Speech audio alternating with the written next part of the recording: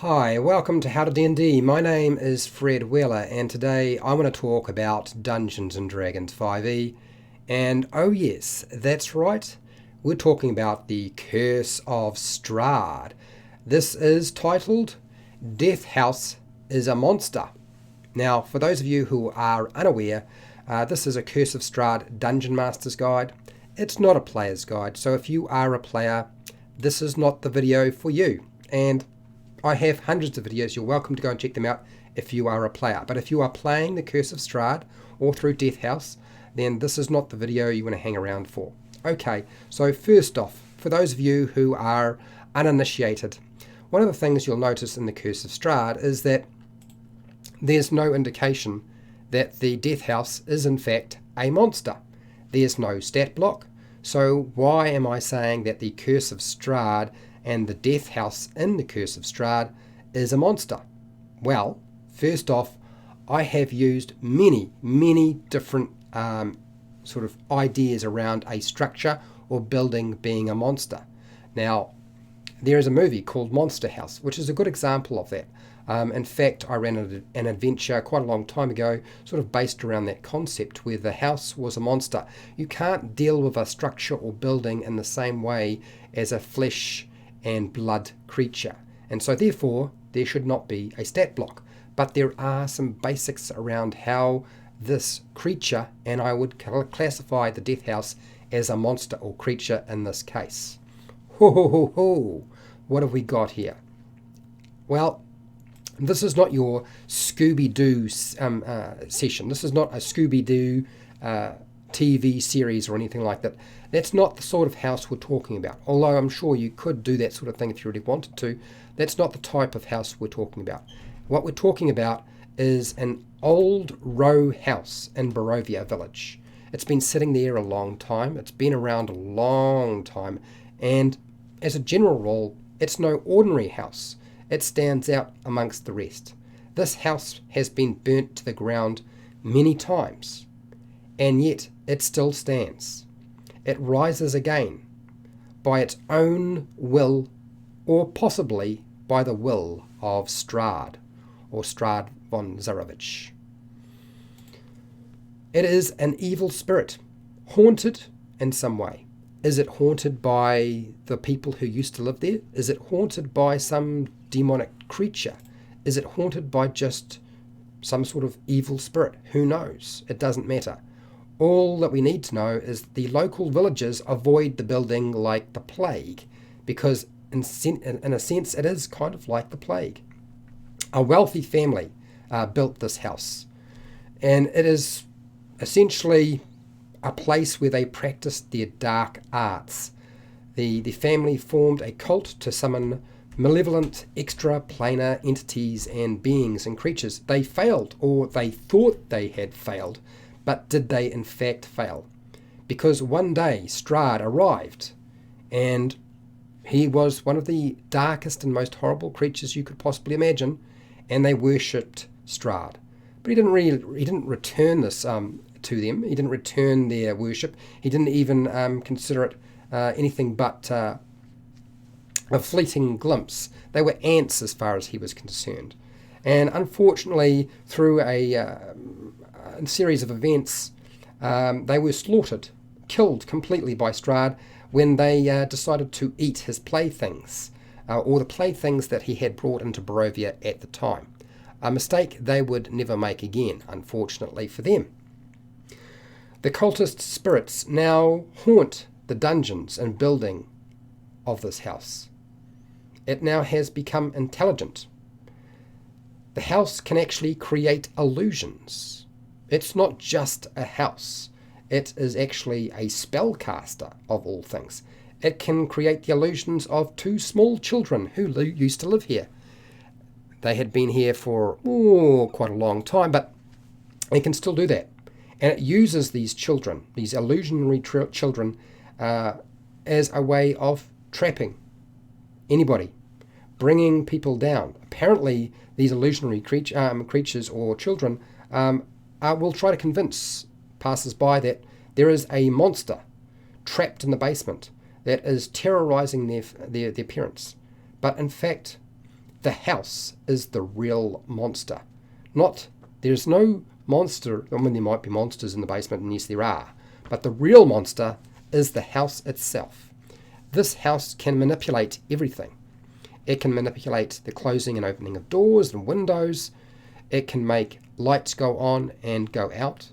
It can create sounds, creaks, groans, even a smell.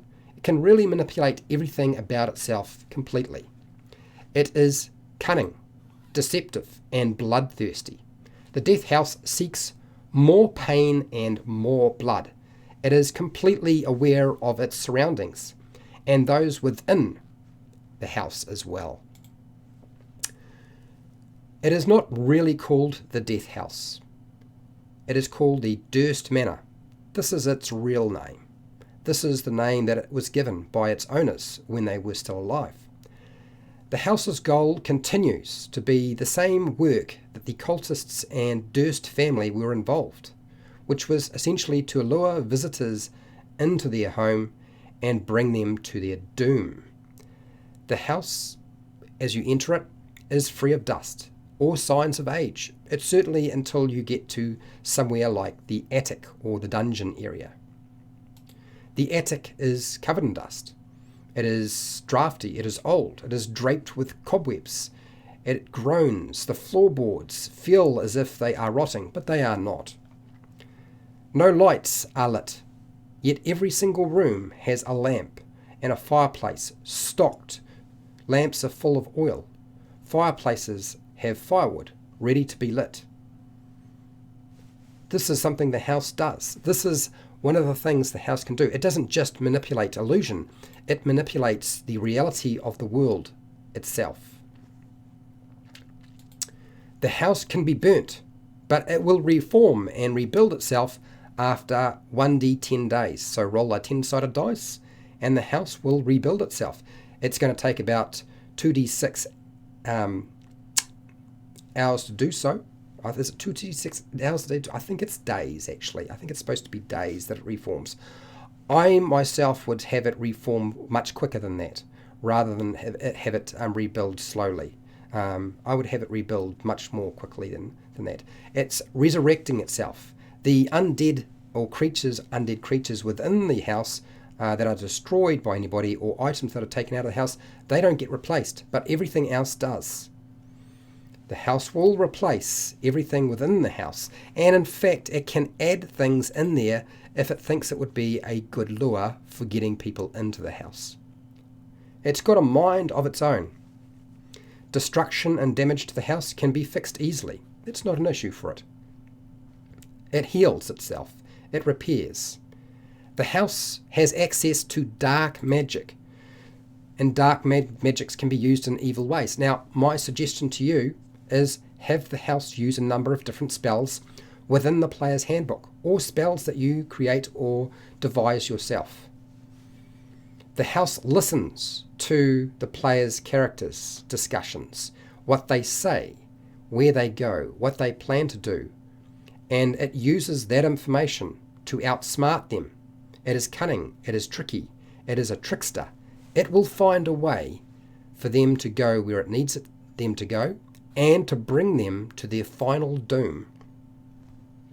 Now, you will find that the house itself on the village of Barovia is in the top right corner.